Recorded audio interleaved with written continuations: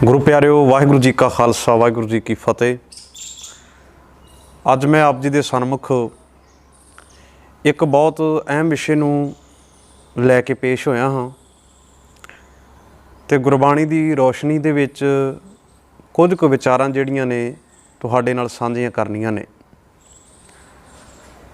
अज दे समय दे विच हर सुहिरद सूझवान गुरबाणी का पाठक ये गल जाणदा है कि सिक्खी कौम नूं सिख पंथ नूं जिथे राजनीतिक लोकां वल्लों ढाह लाई जा रही है, उत्थे वड्डी पद्धर ते जिहड़ा डेरावाद है वो भोले भाले लोकां नूं गुमराह करके अपने पिछे ला के सिक्खी सिद्धांतां दे नालों गुरु साहब दी बाणी दे नालों तोड़न दा पुरजोर यतन करदा आ रहा है। जिथे असीं उन्हां डेरेदारां दी गल करदे हाँ जिवें जिहड़े सब तो पहिलां गुरु ग्रंथ साहब दे नां ते शुरू होए ते समा पा के उन्होंने गुरु ग्रंथ साहब नूं छड्ड के जिहड़ी संगत जिहड़े लोग जिहड़ा हजूम उन्हां पिछे इकट्ठा होया उन्हां नूं अपनी स्वार्थ सिद्धि दे लई वरत लिया ते सिख पंथ तो उन्होंने किनारा कर दिता। जिवें मिसालीया तौर पर निरंकारियां दी आपां गल करदे हाँ, भावें कि एक असली निरंकारी है एक नकली निरंकारी है। ਇਹਦੇ ਨਾਲ ही राधा स्वामियां की गल करते हाँ तो होर भी बेअंत ऐसे डेरे ने जिन्हों ने सिक्खी तो पूर्ण रूप विच अज के समय अंदर किनारा कर लिया है। जदों तुसीं उन्हां दा लिटरेचर भी पढ़ोगे, जिवें राधा स्वामियां दे लिटरेचर की जदों आपां गल करते हाँ तो वो गुरु ग्रंथ साहब की बाणी नूं विच कोट करते हैं।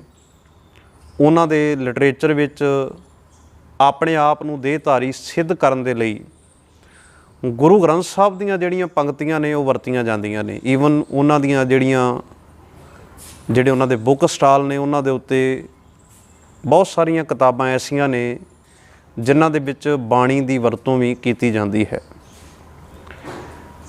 इस तो अगे जे आपां उन्हां डेरेदारां दी गल करदे हाँ जिहड़े सतगुरु गुरु ग्रंथ साहब महाराज का प्रकाश भी करते हैं, उन्होंने भी बहुत सारे वहम भरम लोगों के विच प्रचारे प्रसारे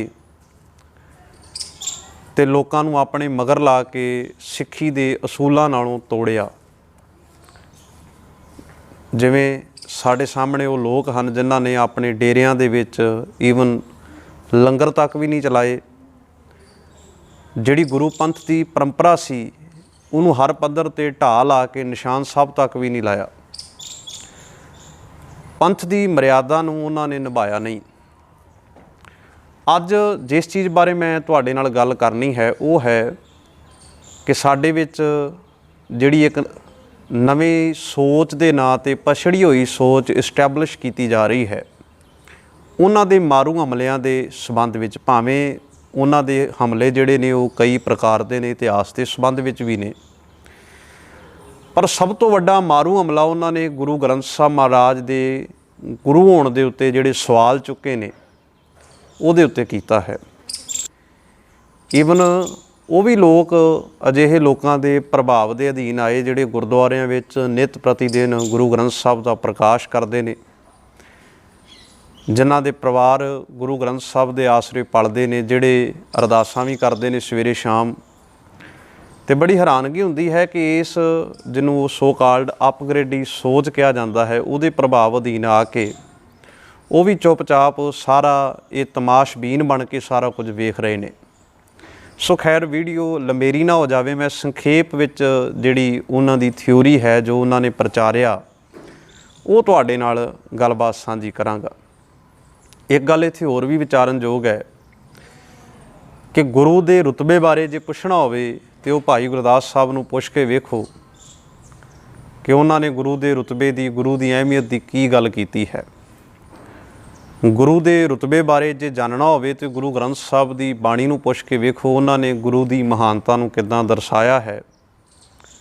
भावें कि इन्हां अजिहे लोगों का गुरु ग्रंथ साहब की बाणी नाल कोई दूर नेड़े का भी वास्ता नहीं, पर जिहड़े लोग जिहड़ी संगत प्यार नाल गुरु ग्रंथ साहब की बाणी पढ़ती है उन्होंने भली भांत पता है कि गुरु का रुतबा की है। ਤੇ ਤੁਸੀਂ ਅੰਦਾਜ਼ਾ ਲਾ ਕੇ ਵੇਖੋ, ਜਦੋਂ ਕੋਈ ਇਹ ਬੰਦਾ ਆਖ ਦਵੇ ਕਿ ਗੁਰੂ ਤਾਂ ਇੱਕ ਰਿਕਸ਼ੇ ਵਾਲੇ ਨੂੰ ਵੀ ਕਿਹਾ ਜਾਂਦਾ ਹੈ, ਇੱਕ ਰਿਕਸ਼ੇ ਨੂੰ ਪੈਂਚਰ ਲਾਉਣ ਵਾਲਾ ਜਿਹੜਾ ਉਸਤਾਦ ਹੋਵੇ, ਲੋਕ ਉਹਨੂੰ ਵੀ ਗੁਰੂ ਕਹਿ ਦਿੰਦੇ ਨੇ। ਇਹਦਾ ਮਤਲਬ ਇਹ ਹੈ ਕਿ ਸ਼ਾਇਦ ਅਜੇ ਤੱਕ ਅਜਿਹੇ ਲੋਕਾਂ ਨੂੰ ਗੁਰੂ ਗ੍ਰੰਥ ਸਾਹਿਬ ਦੇ ਨਾਂ ਨਾਲ ਜਿਹੜਾ ਗੁਰੂ ਸ਼ਬਦ ਲੱਗਾ ਹੈ, ਜਾਂ ਜਦੋਂ ਸ਼ਬਦ ਗੁਰੂ ਦੀ ਗੱਲ ਚੱਲਦੀ ਹੈ, ਜੋ ਉੱਥੇ ਗੁਰੂ ਸ਼ਬਦ ਦੀ ਮਹਾਨਤਾ ਹੈ ਉਹਨੂੰ ਲਿਆਣ ਕੇ ਆਪਣੀ ਭੈੜੀ ਸੋਚ ਦਾ ਮੁਜ਼ਾਹਰਾ ਕਰਦਿਆਂ ਹੋਇਆਂ ਕਿੱਥੇ ਲਿਆਣ ਕੇ ਖੜਾ ਕਰ ਦਿੱਤਾ ਗਿਆ।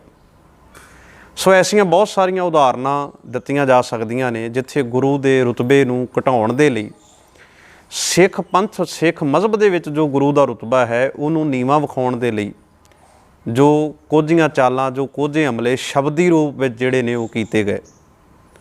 ਮੈਂ ਜਿਵੇਂ ਗੱਲ ਕਰਨ ਲੱਗਾ ਸੀ ਕਿ ਕੀ ਜਿੰਨੇ ਵੀ ਤੁਸੀਂ ਇਸ ਵੀਡੀਓ ਨੂੰ ਸੁਣ ਰਹੇ ਹੋ, ਕੀ ਤੁਹਾਨੂੰ ਲੱਗਦਾ ਹੈ ਕਿ ਪੰਥ ਦੇ ਵਿੱਚ ਗੁਰੂ ਸ਼ਬਦ ਦੀ ਮਹਾਨਤਾ ਉਹੀ ਹੈ ਜੋ ਇੱਕ ਆਮ ਕਿਸੇ ਸਾਈਕਲ ਨੂੰ ਪੈਂਚਰ ਲਾਉਣ ਵਾਲੇ ਨੂੰ ਕੋਈ ਗੁਰੂ ਕਹਿ ਦੇਵੇ? ਠੀਕ ਹੈ ਕਿ ਸ਼ਬਦ ਜਿਹੜੇ ਨੇ ਉਹ ਕਿਤੇੋਂ ਵੀ ਆ ਸਕਦੇ ਨੇ। ਹੁਣ ਸ਼ਹੀਦ ਸ਼ਬਦ ਹੈ, ਇਹਦਾ ਪਿਛੋਕੜ ਹਿੰਦੁਸਤਾਨੀ ਨਹੀਂ ਹੈ। ਉਸ ਸ਼ਬਦ ਨੂੰ ਅਸੀਂ ਆਪਣੇ ਸਿੱਖ ਸ਼ਹੀਦਾਂ ਦੇ ਨਾਲ ਵੀ ਵਰਤਦੇ ਹਾਂ। ਇੱਦਾਂ ਹੀ ਗੁਰੂ ਸ਼ਬਦ ਦਾ ਭਾਵੇਂ ਪਿਛੋਕੜ ਜਿੱਥੋਂ ਵੀ ਆਇਆ ਹੋਵੇ, ਪਰ ਜਿਹੜਾ ਰੁਤਬਾ ਗੁਰੂ ਦਾ ਸਿੱਖੀ ਵਿੱਚ ਹੈ, ਜਿਹੜਾ ਰੁਤਬਾ ਗੁਰੂ ਦਾ ਪੰਥ ਵਿੱਚ ਹੈ, ਉਹ ਕਿਸੇ ਤੋਂ ਲੁਕਿਆ ਛਿਪਿਆ ਨਹੀਂ। ਹਰ ਕੋਈ ਜਾਣਦਾ ਹੈ ਕਿ ਕਿੱਡਾ ਮਹਾਨ ਰੁਤਬਾ ਹੈ। ਇਸ ਕਰਕੇ ਗੁਰੂ ਦੀ ਤੁਲਨਾ ਜਿਹੜੀ ਹੈ ਉਹ ਕਿਸੇ ਆਮ ਸਧਾਰਨ ਬੰਦੇ ਦੇ ਨਾਲ ਕਰਨੀ ਆਪਣੇ ਆਪ ਵਿੱਚ ਗੁਰੂ ਗ੍ਰੰਥ ਸਾਹਿਬ ਨੂੰ, ਪੰਥ ਨੂੰ ਇੱਕ ਬੜਾ ਵੱਡਾ ਚੈਲੰਜ ਵੀ ਹੈ। ਖੈਰ, ਮੈਂ ਬੇਨਤੀ ਕਰਨ ਲੱਗਾ ਸੀ, ਜਦੋਂ ਅਸੀਂ ਸਤਿਗੁਰ ਦੀ ਬਾਣੀ ਨੂੰ ਪੜ੍ਹਦੇ ਹਾਂ ਤੇ ਮਹਾਰਾਜ ਕਹਿੰਦੇ ਨੇ, ਜੇ 100 ਚੰਦਾ ਉਗਵੇਂ ਸੂਰਜ ਚੜ੍ਹੇ ਹਜ਼ਾਰ, ਏਤੇ ਚਾਨਣ ਹੁੰਦਿਆਂ ਗੁਰਬਿਨ ਘੋਰ ਅੰਧਾਰ। ਹੁਣ ਇੱਥੇ ਸ਼ਬਦ ਗੁਰੂ ਵਰਤਿਆ ਹੈ। ਸਤਿਗੁਰੂ ਗੁਰੂ ਗ੍ਰੰਥ ਸਾਹਿਬ ਦੀ ਬਾਣੀ ਦੇ ਵਿੱਚ ਆਪਾਂ ਇਹ ਵੀ ਵਾਕ ਪੜ੍ਹਦੇ ਹਾਂ, ਗੁਰਬਿਨ ਘੋਰ ਅੰਧਾਰ, ਗੁਰੂ ਬਿਨ ਸਮਝ ਨਾ ਆਵੇ, ਗੁਰਬਿਨ ਸੁਰਤ ਨਾ ਸਿੱਧ, ਗੁਰੂ ਬਿਨ ਮੁਕਤ ਨਾ ਪਾਵੇ। ਗੁਰਦਾਸ ਸਾਹਿਬ ਨੇ ਲਿਖਿਆ, ਸਤਿਗੁਰ ਨਾਨਕ ਪ੍ਰਗਟਿਆ ਮਿਟੀ ਧੁੰਦ, ਜਗ ਚਾਨਣ ਹੋਆ, ਜਿਉਂ ਕਰ ਸੂਰਜ ਨਿਕਲਿਆ, ਤਾਰੇ ਛਪੇ ਅੰਧੇਰ ਪਲੋਆ। ਇਸੇ ਹੀ ਪੌੜੀ ਵਿੱਚ ਉਹਨਾਂ ਆਖਿਆ, ਜਿੱਥੇ ਬਾਬਾ ਪੈਰ ਧਰੇ, ਪੂਜਾ ਆਸਣ ਥਾਪਣ ਸੋਆ। ਹੁਣ ਅੰਦਾਜ਼ਾ ਲਾ ਕੇ ਵੇਖੋ ਕਿ ਕੀ ਉਸ ਗੁਰੂ ਦੇ ਰੁਤਬੇ ਦੀ ਤੁਲਨਾ ਕਿਸੇ ਆਮ ਸਧਾਰਨ ਮਨੁੱਖ ਨਾਲ ਕੀਤੀ ਜਾ ਸਕਦੀ ਹੈ? ਕੀ ਸਿੱਖੀ ਵਿੱਚ ਗੁਰੂ ਦਾ ਰੁਤਬਾ ਬਿਲਕੁਲ ਉਹੋ ਹੀ ਹੈ ਜੋ ਸਨਾਤਨ ਵਿੱਚ ਹੈ? ਜਾਂ ਭਾਈ ਗੁਰਦਾਸ ਸਾਹਿਬ ਨੇ ਕਿਸੇ ਆਮ ਸਧਾਰਨ ਜਿਹੇ ਬੰਦੇ ਦੇ ਨਾਲ ਗੁਰੂ ਲੱਗਾ ਵੇਖ ਕੇ ਉਹ ਬਿਲਕੁਲ ਸੇਮ ਸ਼ਬਦ ਚੁੱਕ ਕੇ ਸਤਿਗੁਰਾਂ ਦੇ ਨਾਲ ਵਰਤ ਲਿਆ? ਗੁਰੂ ਗ੍ਰੰਥ ਸਾਹਿਬ ਦੀ ਬਾਣੀ ਵਿੱਚ ਇਹ ਵੀ ਆਇਆ ਹੈ ਕਿ ਗੁਰੂ ਜਿਨ੍ਹਾਂ ਕਾ ਅੰਧੁਲਾ ਸਿੱਖ ਵੀ ਅੰਧੇ ਕਰਮ ਕਰੇ ਨੇ। ਇਹ 'ਚ ਕੋਈ ਸ਼ੱਕ ਨਹੀਂ, ਅੰਨੇ ਗੁਰੂ ਵੀ ਹੁੰਦੇ ਨੇ। ਬਹੁਤ ਸਾਰੇ ਐਸੇ ਲੋਕ ਹੁੰਦੇ ਨੇ ਜਿਹੜੇ ਆਪਣੇ ਆਪ ਨੂੰ ਵੈਦ ਐਲਾਨ ਦਿੰਦੇ ਨੇ, ਪਰ ਉਹਨਾਂ ਕੋਲ ਕੋਈ ਵੈਦਗੀ ਨਹੀਂ ਹੁੰਦੀ। ਜਿਵੇਂ ਭਾਈ ਗੁਰਦਾਸ ਸਾਹਿਬ ਨੇ ਇੱਕ ਜਗ੍ਹਾ ਜ਼ਿਕਰ ਕੀਤਾ ਹੈ ਕਿ ਕੋਈ ਕੱਚਾ ਬੰਦਾ ਵੈਦ ਬਣ ਗਿਆ, ਉਹਦੇ ਕੋਲ ਉਹਨੇ ਵੈਦਗੀ ਇੰਨੀ ਕੁ ਸਿੱਖੀ ਸੀ ਵੀ ਕੋਈ ਊਠ ਲੈ ਕੇ ਆਇਆ ਜਿਹਦੇ ਗਲ ਵਿੱਚ ਅਧਵਾਣਾ ਫਸਿਆ ਸੀ ਅਤੇ ਉਹਦੇ ਉਸਤਾਦ ਨੇ ਪੱਥਰ ਮਾਰ ਕੇ ਅਧਵਾਣਾ ਭੰਨ ਕੇ ਊਠ ਨੂੰ ਬਚਾ ਲਿਆ। ਅਤੇ ਇਸ ਵੈਦ ਕੋਲ ਵੈਦਗੀ ਸਿੱਖਣ ਵਾਲੇ ਇਸ ਚੇਲੇ ਨੇ ਜਿਹੜਾ ਬਾਅਦ ਵਿੱਚ ਗੁਰੂ ਬਣਿਆ, ਉਹਨੇ ਇੱਕ ਬੀਬੀ ਬਜ਼ੁਰਗ ਜਿਹੜੀ ਸੀ ਉਹਦੇ ਗਲ ਵਿੱਚ ਰਸੌਲੀ ਸੀ ਅਤੇ ਉੱਥੇ ਪੱਥਰ ਮਾਰ ਕੇ ਉਹਨੂੰ ਮਾਰ ਦਿੱਤਾ, ਖ਼ਤਮ ਕਰ ਦਿੱਤਾ। ਸੋ ਗੁਰੂ ਇੱਦਾਂ ਦੇ ਵੀ ਹੁੰਦੇ ਨੇ ਦੁਨੀਆ ਦੇ ਵਿੱਚ, ਗੁਰੂਆਂ ਦੀ ਕੋਈ ਕਮੀ ਨਹੀਂ ਹੈ। ਪਰ ਜਦੋਂ ਸਿੱਖੀ ਮੱਤ ਵਿੱਚ ਅਸੀਂ ਗੁਰੂ ਦੀ ਗੱਲ ਕਰਦੇ ਹਾਂ ਤਾਂ ਗੁਰੂ ਗ੍ਰੰਥ ਸਾਹਿਬ ਦਾ ਜਿਹੜਾ ਰੁਤਬਾ ਹੈ, ਗੁਰੂ ਸ਼ਬਦ ਦਾ ਜਿਹੜਾ ਰੁਤਬਾ ਹੈ ਉਹ ਬਹੁਤ ਮਹਾਨ ਹੈ। ਖੈਰ, ਆਓ ਮੈਂ ਇਸ ਗੱਲ ਨੂੰ ਬਹੁਤਾ ਲੰਬੇਰਾ ਨਾ ਲੈ ਕੇ ਜਾਵਾਂ। ਹੁਣ ਜਿਹੜੀ ਗੱਲ ਕੀਤੀ ਜਾ ਰਹੀ ਹੈ ਕਿ ਗਿਆਨ ਹੀ ਗੁਰੂ ਹੈ, ਆਓ ਆਪਾਂ ਬਾਣੀ ਵਿੱਚ ਸਮਝਦੇ ਹਾਂ ਕਿ ਗੱਲ ਕਿੰਨੀ ਕੁ ਵਾਜਬ ਹੈ ਅਤੇ ਕਿੰਨੀ ਕੁ ਨਹੀਂ। ਜਦੋਂ ਅਸੀਂ ਸਤਿਗੁਰ ਦੀ ਬਾਣੀ ਨੂੰ ਪੜ੍ਹਦੇ ਹਾਂ ਤਾਂ ਮਹਾਰਾਜ ਨੇ 2 ਪ੍ਰਕਾਰ ਦੇ ਗਿਆਨ ਦੀ ਗੱਲ ਕੀਤੀ ਹੈ। ਇੱਕ ਤਾਂ ਗਿਆਨ ਹੈ ਜਿਹੜਾ ਗੁਰੂ ਪਾਸੋਂ ਪ੍ਰਾਪਤ ਹੁੰਦਾ ਹੈ, ਜਿਹਦੇ ਬਾਰੇ ਆਖਿਆ, ਨਾਨਕ ਮੁਸੈ ਗਿਆਨ ਵਿਹੂਣੀ ਖਾਏ ਗਿਆ ਜਮਕਾਲ। ਇਹ ਵੀ ਆਖਿਆ ਗਿਆਨਹੀਣ ਅਗਿਆਨ ਪੂਜਾ। ਇਹ ਵੀ ਆਖਿਆ ਕਿ ਗਿਆਨ ਪਦਾਰਥ ਮਤ ਗੁਰ ਤੇ ਪਾਈਐ। ਇਹ ਗਿਆਨ ਰੂਪੀ ਪਦਾਰਥ ਜਿਹੜਾ ਹੈ, ਮਤ ਜਿਹੜੀ ਹੈ, ਗੁਰੂ ਦੇ ਪਾਸੋਂ ਪ੍ਰਾਪਤ ਹੁੰਦੀ ਹੈ। ਉਹ ਗੁਰੂ ਕੌਣ ਹੈ? ਸ਼ਬਦ ਗੁਰੂ, ਗੁਰੂ ਗ੍ਰੰਥ ਸਾਹਿਬ। ਗਿਆਨ ਪਦਾਰਥ ਮਤ ਗੁਰ ਤੇ ਪਾਈਐ। ਇਹ ਵੀ ਬਾਣੀ ਨੇ ਆਖਿਆ, ਗਿਆਨ ਖੜਗ ਲੈ ਮਨ ਸਿਉ ਲੂਝੈ, ਮਨਸਾ ਮਨੇ ਸਮਾਈ ਹੈ। ਗਿਆਨ ਦੀ ਖੜਕ ਲੈ ਕੇ ਆਪਣੇ ਮਨ ਨਾਲ ਜੂਝਣਾ ਹੈ, ਆਪਣੇ ਅੰਦਰ ਦੀਆਂ ਜਿਹੜੀ ਮਨਸਾ ਹੈ, ਜਿਹੜੀਆਂ ਪੈੜੀਆਂ ਇਛਾਵਾਂ ਨੇ ਉਹਨਾਂ ਨੂੰ ਮਾਰਨਾ ਹੈ। ਹੁਣ ਦੂਜੇ ਪਾਸੇ ਸਤਿਗੁਰ ਦੀ ਬਾਣੀ ਵਿੱਚ ਇਹ ਵੀ ਵਾਕ ਆਖੇ ਨੇ ਗਿਆਨ ਦੇ ਪ੍ਰਥਾਏ ਹੀ। ਗਿਆਨ ਗਿਆਨ ਕਥੈ ਸਭ ਕੋਈ, ਕਥ ਕਥ ਬਾਦ ਕਰੇ ਦੁੱਖ ਹੋਈ। ਹੁਣ ਇੱਥੇ ਵੀ ਗਿਆਨ ਦੀ ਗੱਲ ਹੈ। ਹੁਣ ਇਹਨਾਂ ਵਿੱਚੋਂ ਕਿਸ ਗਿਆਨ ਨੂੰ ਤੁਸੀਂ ਗੁਰੂ ਕਹੋਗੇ? ਇੱਕ ਤੇ ਉਹ ਹੈ ਜਿਹਦੇ ਬਾਰੇ ਆਖਿਆ ਨਾਨਕ ਮੁਸੈ ਗਿਆਨ ਵਿਹੂਣੀ। ਇਹ ਉਹਨਾਂ ਲੋਕਾਂ ਲਈ ਸਵਾਲ ਹੈ ਜਿਹੜੇ ਕਹਿੰਦੇ ਨੇ, ਜਿਨ੍ਹਾਂ ਨੇ ਗੁਰੂ ਗ੍ਰੰਥ ਸਾਹਿਬ ਦੇ ਗਿਆਨ ਨੂੰ ਚੈਲੰਜ ਕਰਦਿਆਂ ਹੋਇਆਂ ਇਹ ਗੱਲ ਆਖੀ ਕਿ ਨਹੀਂ, ਸਾਰੀ ਸ੍ਰਿਸ਼ਟੀ ਦਾ ਗਿਆਨ ਹੀ ਸਿੱਖ ਦਾ ਗੁਰੂ ਹੈ, ਸਾਰੇ ਸੰਸਾਰ ਦਾ ਗਿਆਨ ਹੀ ਸਿੱਖ ਦਾ ਗੁਰੂ ਹੈ। ਤੇ ਸ਼ਾਇਦ ਇਹਨਾਂ ਵਿਚਾਰਿਆਂ ਨੂੰ ਇਹ ਲੱਗਦਾ ਹੈ ਕਿ ਇੰਜੀਨੀਅਰ ਬਣ ਜਾਣਾ ਜਾਂ ਡਾਕਟਰ ਬਣ ਜਾਣਾ, ਕਿਸੇ ਦੁਨਿਆਵੀ ਅਹੁਦੇ 'ਤੇ ਜਾ ਕੇ ਬਹਿ ਜਾਣਾ, ਉਹਦਾ ਗਿਆਨ ਪ੍ਰਾਪਤ ਕਰ ਲੈਣਾ, ਇਹ ਗੱਲ ਦੱਸਣ ਦੀ ਦੁਨੀਆ ਨੂੰ ਲੋੜ ਨਹੀਂ। ਸਾਰਾ ਸਮਾਜ ਇਸ ਗੱਲ ਤੋਂ ਜਾਣੂ ਹੈ ਕਿ ਅਸੀਂ ਜੇ ਕਿਸੇ ਮੁਕਾਮ 'ਤੇ ਪਹੁੰਚਣਾ ਹੈ ਤਾਂ ਉਸ ਫੀਲਡ ਦਾ ਜਿਹੜਾ ਗਿਆਨ ਹੈ ਉਹ ਹੋਣਾ ਜ਼ਰੂਰੀ ਹੈ। ਸਾਰੀ ਦੁਨੀਆ ਦਾ ਗਿਆਨ ਹੀ ਸਿੱਖ ਦਾ, ਕਿ ਇਕੱਲੇ ਸਿੱਖ ਦਾ ਹੀ ਕਿਉਂ, ਸਾਰੀ ਦੁਨੀਆ ਦਾ ਗਿਆਨ ਸਾਰੀ ਦੁਨੀਆ ਦਾ ਹੀ ਹੈ। ਸਾਰੇ ਸੰਸਾਰ ਦੇ ਹਰ ਮਨੁੱਖ ਮਾਤਰ ਦਾ ਉਹ ਗਿਆਨ ਜਿਹੜਾ ਹੈ ਗੁਰੂ ਹੋ ਸਕਦਾ ਹੈ।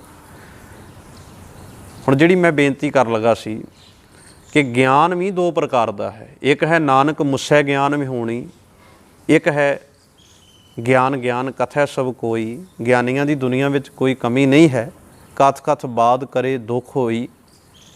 ਇਹ ਵੀ ਆਖਿਆ ਗਿਆਨੀ ਨੱਚੇ ਵਾਜੇ ਵਾਵੇਂ, ਰੂਪ ਕਰੇ ਸ਼ਿੰਗਾਰ। ਇਹਦੇ ਅਰਥ ਪ੍ਰੋਫੈਸਰ ਸਾਹਿਬ ਸਿੰਘ ਹੋਣਾ ਜਿਹੜੇ ਕੀਤੇ ਨੇ ਉਹ ਪੜ੍ਹ ਕੇ ਵੇਖੋ, ਉਹਦੇ ਵਿੱਚ ਜ਼ਿਕਰ ਆਇਆ ਹੈ ਕਿ ਜੋ ਮਨੁੱਖ ਆਪਣੇ ਆਪ ਨੂੰ ਗਿਆਨਵਾਨ ਉਪਦੇਸ਼ਕ ਖਵਾਉਂਦੇ ਹਨ ਉਹ ਨੱਚਦੇ ਹਨ।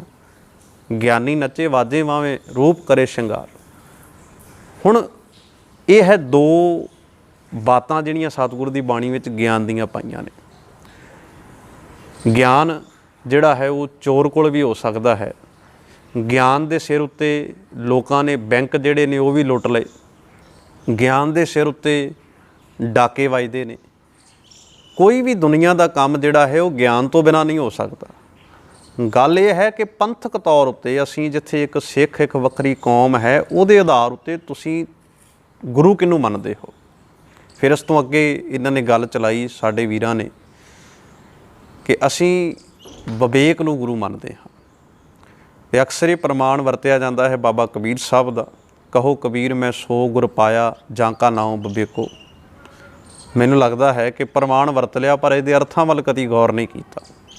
ਇਹਦੇ ਅਰਥ ਹਨ ਕਿ ਮੈਂ ਉਸ ਗੁਰੂ ਨੂੰ ਪਾਇਆ ਹੈ, ਕਹਿ ਕਬੀਰ ਤੂੰ ਉਸ ਗੁਰੂ ਨੂੰ ਪਾਇਆ ਹੈ ਜਿਹੜਾ ਪੂਰਨ ਰੂਪ ਦੇ ਵਿੱਚ ਵਿਵੇਕ ਵਾਲਾ ਹੈ। ਵਿਵੇਕ ਨੂੰ ਗੁਰੂ ਨਹੀਂ ਆਖਿਆ, ਬਲਕਿ ਉਹ ਗੁਰੂ ਜਿਹੜਾ ਵਿਵੇਕ ਵਾਲਾ ਹੈ। ਹੋਰ ਵੀ ਸਤਿਗੁਰ ਦੀ ਬਾਣੀ ਦੇ ਵਿੱਚ ਮੈਂ ਵਾਕ ਸਾਂਝੇ ਕਰ ਦੇਣਾ। ਗੁਰ ਕੀ ਮਹਿਮਾ ਕਿਆ ਕਹਾਂ, ਗੁਰ ਵਿਵੇਕ ਸਤ ਸਰ। ਗੁਰੂ ਦੀ ਮਹਿਮਾ ਕੀ ਬਿਆਨ ਕਰਾਂ, ਗੁਰੂ ਤੇ ਵਿਵੇਕ ਹੈ, ਸਤ ਦਾ ਸਰੋਵਰ ਹੈ। ਵਿਵੇਕ ਗੁਰੂ ਨਹੀਂ ਹੈ, ਗੁਰੂ ਵਿਵੇਕ ਵਾਲਾ ਹੈ। ਗੁਰੂ ਕੋਲ ਵਿਵੇਕ ਬੁੱਧੀ ਹੈ। ਗੁਰੂ ਨਾਨਕ ਸਾਹਿਬ ਦੇ ਕੋਲ ਵਿਵੇਕ ਬੁੱਧ ਹੈ। ਹੁਣ ਗਿਆਨ ਦਾ ਜਿਹੜਾ ਕਨਸੈਪਟ ਹੈ, ਕਿਹੜੇ ਗਿਆਨ ਨੂੰ ਅਸੀਂ ਗੁਰੂ ਮੰਨਣਾ ਹੈ। ਮਹਾਰਾਜ ਕਹਿੰਦੇ ਨੇ ਜੈਸੀ ਮੈਂ ਆਵੈ ਖਸਮ ਕੀ ਬਾਣੀ, ਤੈਸੜਾ ਕਰੀ ਗਿਆਨ ਵੇ ਲਾਲੋ। ਉਹ ਖਸਮ ਦੀ ਬਾਣੀ ਹੀ ਗਿਆਨ ਹੈ। ਜੈਸੀ ਮੈਂ ਆਵੈ ਖਸਮ ਕੀ ਬਾਣੀ, ਤੈਸੜਾ ਕਰੀ ਗਿਆਨ ਵੇ ਲਾਲੋ। ਗੁਰੂ ਨਾਨਕ ਸਾਹਿਬ ਸੱਚੇ ਪਾਤਸ਼ਾਹ ਦਾ ਵਾਕ ਹੈ।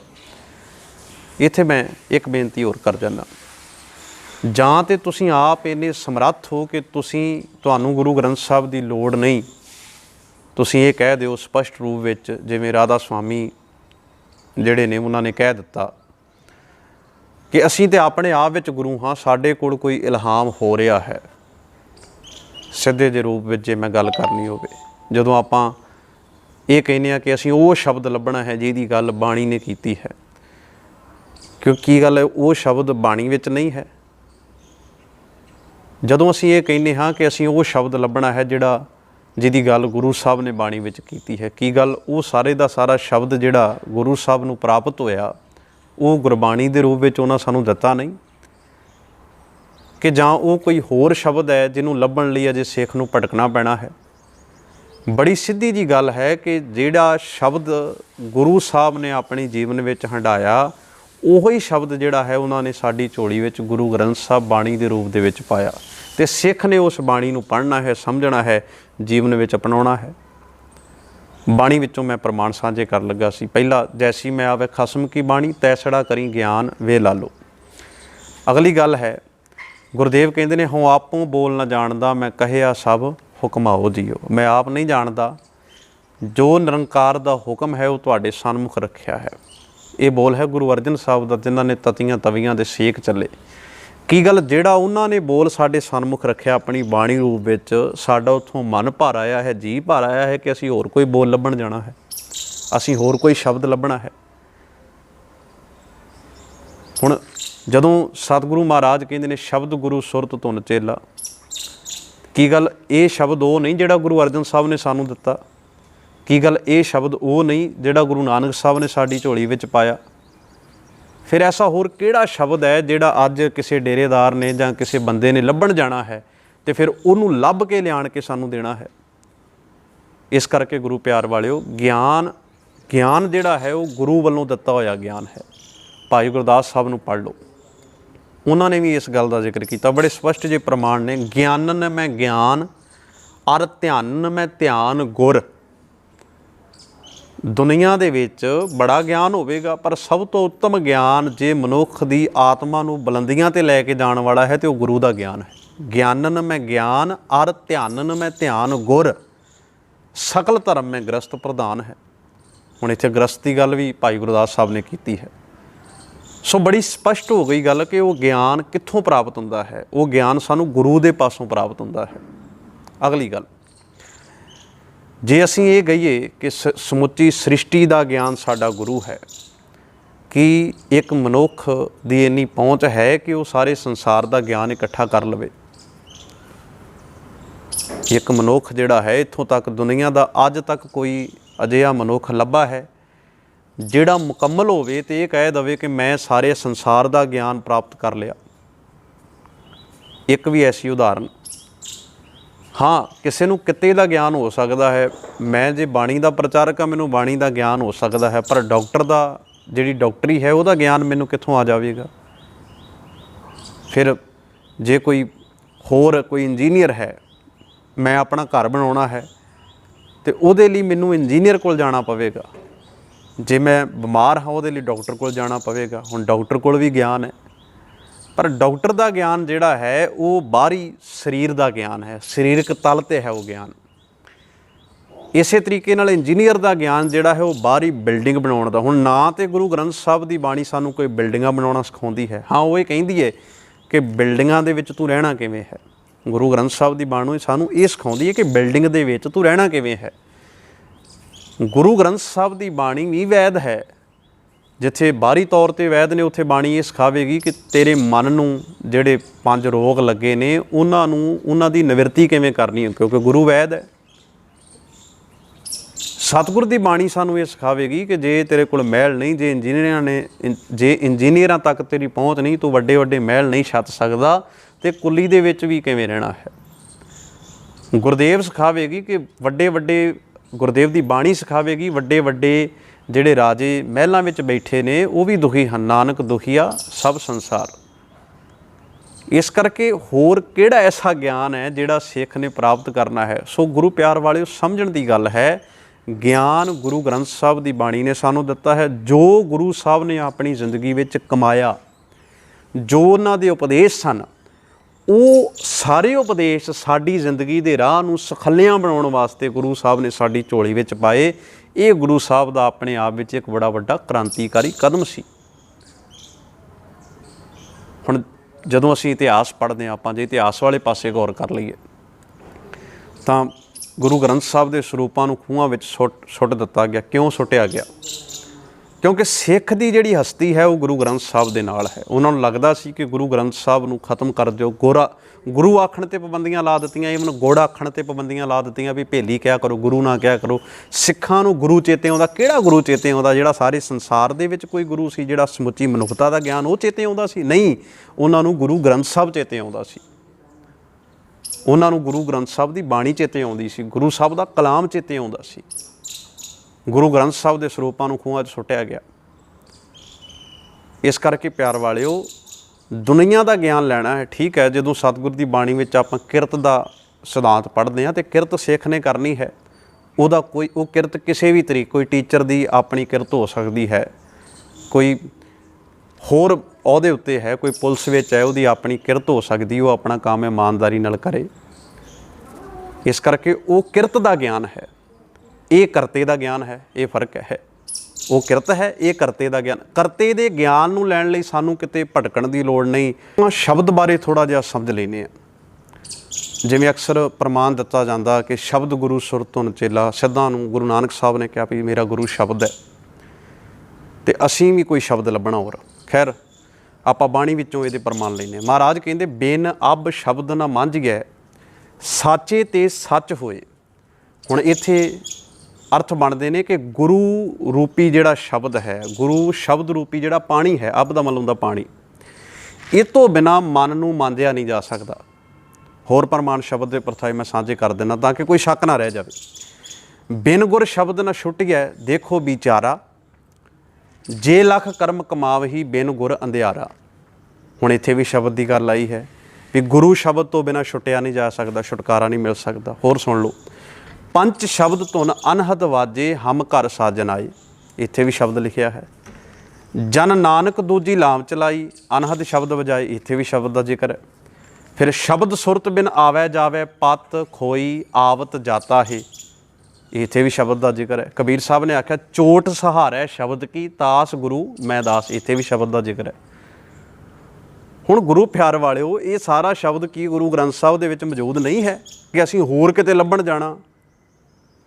ਕਿ ਹੁਣ ਸਿੱਖ ਨੂੰ ਭਟਕਣਾ ਪਵੇਗਾ ਹੋਰ ਕੋਈ ਸ਼ਬਦ ਲੱਭਣ ਦੇ ਲਈ? ਇਹ ਸਾਰੇ ਦਾ ਸਾਰਾ ਸ਼ਬਦ ਗੁਰੂ ਗ੍ਰੰਥ ਸਾਹਿਬ ਦੇ ਵਿੱਚ ਮੌਜੂਦ ਹੈ। ਗੱਲ ਤਾਂ ਇਹ ਹੈ ਕਿ ਸਾਡੇ ਜੀਵਨ ਵਿੱਚ ਬਦਲਾਅ ਕੋਈ ਨਹੀਂ। ਜਿਹੜੀ ਕਬੀਰ ਸਾਹਿਬ ਨੇ ਅਖੀਰਲੀ ਪੰਕਤੀ ਰੱਖੀ ਨਾ ਵੀ ਚੋਟ ਸਹਾਰਾ ਸ਼ਬਦ ਕੀ, ਅਸੀਂ ਗੁਰੂ ਸ਼ਬਦ ਦੀ ਚੋਟ ਨੂੰ ਸਹਾਰਦੇ ਨਹੀਂ। ਇਸ ਕਰਕੇ ਕਿਤੇ ਭਟਕਣ ਦੀ ਲੋੜ ਨਹੀਂ। ਗੁਰੂ ਗ੍ਰੰਥ ਸਾਹਿਬ ਰੂਪੀ ਸ਼ਬਦ ਸਾਡੇ ਕੋਲ ਹੈ। ਇਸ ਸ਼ਬਦ ਨੇ ਜੋ ਪ੍ਰਮਾਣ ਦਿੱਤੇ ਨੇ, ਜੋ ਵਿਚਾਰ ਦਿੱਤੀ ਹੈ, ਉਸ ਚੋਟ ਨੂੰ ਅਸੀਂ ਸਾਰਿਆਂ ਨੇ ਸਹਾਰਨਾ ਹੈ। ਗਿਆਨ ਸਾਡੇ ਕੋਲ ਹੈ, ਗਿਆਨਨ ਮੈਂ ਗਿਆਨ ਅਰ ਧਿਆਨਨ ਮੈਂ ਧਿਆਨ ਗੁਰ। ਗੁਰੂ ਸਾਡੇ ਕੋਲ ਹੈ ਗੁਰੂ ਗ੍ਰੰਥ ਸਾਹਿਬ ਦੇ ਰੂਪ ਵਿੱਚ। ਇੱਕ ਪਾਸੇ ਇਹ ਕਿਹਾ ਜਾ ਰਿਹਾ ਕਿ ਗੁਰੂ ਜਿਹੜਾ ਹੈ ਉਹ ਤਾਂ ਸਨਾਤਨ ਮੱਤ ਵਿੱਚ ਗੁਰੂ ਸ਼ਬਦ ਦੀ ਵਰਤੋਂ ਹੁੰਦੀ ਸੀ, ਉਹ ਤਾਂ ਸਾਈਕਲ ਨੂੰ ਪੈਂਚਰ ਲਾਉਣ ਵਾਲੇ ਨੂੰ ਵੀ ਗੁਰੂ ਕਹਿ ਦਿੱਤਾ ਜਾਂਦਾ ਹੈ। ਵਾਹ ਤੁਹਾਡੇ ਗੁਰੂ ਗ੍ਰੰਥ ਸਾਹਿਬ ਦਾ ਜਿਹੜਾ ਰੁਤਬਾ ਹੈ ਉਹ ਤੁਹਾਨੂੰ ਸਾਈਕਲ ਨੂੰ ਪੈਂਚਰ ਲਾਉਣ ਵਾਲਿਆਂ ਨਾਲ ਤੁਲਨਾ ਕਰਨਾ ਫੱਬਦਾ ਹੈ। ਮੈਂ ਇੱਕ ਉਦਾਹਰਨ ਦਿੱਤੀ ਸੀ ਕਿ ਜਿਵੇਂ ਅਜੋਕੇ ਸਮੇਂ ਵਿੱਚ ਜਿਹੜੇ ਦੇਹਧਾਰੀ ਨੇ, ਇਹਨਾਂ ਦੀ ਬਿਲਕੁਲ ਹਾਲਤ ਉਹ ਹੈ ਕਿ ਸਭ ਕੁਝ ਇਹਨਾਂ ਨੇ ਗੁਰੂ ਗ੍ਰੰਥ ਸਾਹਿਬ ਦੇ ਨਾਂ 'ਤੇ ਕੀਤਾ। ਇੱਕ ਦਿਨ ਇਹ ਆਪਣੇ ਆਪ ਨੂੰ ਗੁਰੂ ਐਲਾਨ ਕੇ, ਉਪਦੇਸ਼ ਪਹਿਲਾਂ ਬਾਣੀ ਦਾ ਕੀਤਾ, ਪਰ ਹੌਲੀ ਹੌਲੀ ਆਪ ਗੁਰੂ ਬਣ ਗਏ। ਜਿਵੇਂ ਨਿਊਟਨ ਨੇ ਸੰਸਾਰ ਨੂੰ ਲਾਅ ਦਿੱਤਾ, ਉਹਨੇ ਥਿਊਰੀਆਂ ਦਿੱਤੀਆਂ, ਵਿਚਾਰ ਦਿੱਤੀ, ਉਹਦੇ ਉੱਤੇ ਖੋਜ ਹੋਈ, ਉਹਦੇ ਬਾਰੇ ਜਿਹੜੇ ਹੈ ਉਹਨੂੰ ਬੇਸ ਬਣਾ ਕੇ ਵਿਚਾਰਾਂ ਕੀਤੀਆਂ ਜਾਂਦੀਆਂ ਨੇ। ਸਿੱਖ ਪ੍ਰਚਾਰਕ ਜਿਹੜੇ ਨੇ ਉਹ ਗੁਰੂ ਗ੍ਰੰਥ ਸਾਹਿਬ ਨੂੰ ਬੇਸ ਬਣਾ ਕੇ ਵਿਚਾਰਾਂ ਕਰਦੇ ਨੇ, ਕੋਈ ਅਰਥ ਨਹੀਂ ਹੈ। ਪਰ ਜਿਹਨੂੰ ਬੇਸ ਬਣਾਇਆ ਜਾਵੇ, ਜੇ ਉਹਦੇ ਬਾਰੇ ਹੀ ਕਿਹਾ ਜਾਵੇ ਕਿ ਨਹੀਂ ਇਹ ਗੁਰੂ ਨਹੀਂ, ਸਮੁੱਚੀ ਮਨੁੱਖਤਾ ਦਾ ਗਿਆਨ ਸਾਡਾ ਗੁਰੂ ਹੈ, ਜਾਂ ਇਹ ਗੁਰੂ ਨਹੀਂ ਅਸੀਂ ਗੁਰੂ ਹਾਂ, ਜਾਂ ਇਹ ਗੁਰੂ ਨਹੀਂ ਅਸੀਂ ਤੇ ਉਹ ਸ਼ਬਦ ਲੱਭਣਾ ਹੈ ਜਿਹੜਾ ਜਿਹਦੀ ਗੱਲ ਗੁਰੂ ਨਾਨਕ ਨੇ ਕੀਤੀ। ਸੋ ਇਹ ਸਾਰੀਆਂ ਗੱਲਾਂ ਸਾਡੇ ਸੋਚਣ ਦਾ ਵਿਸ਼ਾ ਨੇ। ਸਾਰਿਆਂ ਦਾ ਬਹੁਤ ਬਹੁਤ ਧੰਨਵਾਦ। ਭੁੱਲ ਚੁੱਕ ਦੀ ਖਿਮਾ।